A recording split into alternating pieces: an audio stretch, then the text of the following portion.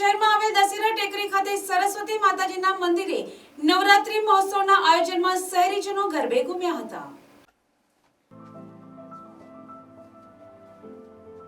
નવસારી જિલ્લામાં સાયબર ફ્રોડના ગુનામાં વધારો થયો। પાછલા 2 દિવસમાં 3 જેટલા કિસ્સાઓ સાયબર ફ્રોડના પ્રકાશમાં આવ્યા।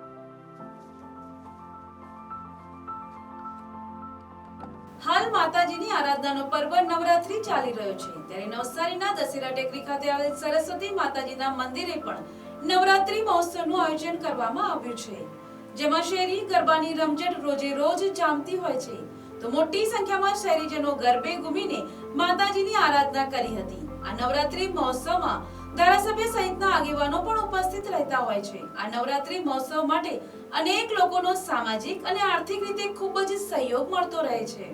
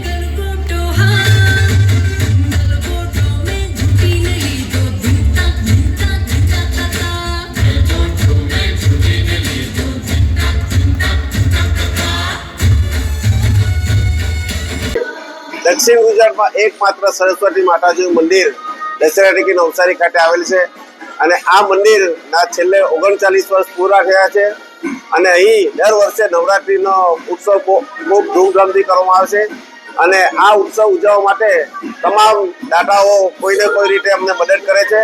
એ માટે સૌ દાતાઓનો પણ ખૂબ ખૂબ આભાર અને આ રીતે સાથ સહકાર આપતા રહેજો અને આ રીતે અમે સરસ્વતી માતાજીને આરાધના કરીએ છીએ કે અમારા કાર્ય ખૂબ સુંદર રીતે જાય. બસ એ જ અમારી માતાજીને પ્રાર્થના.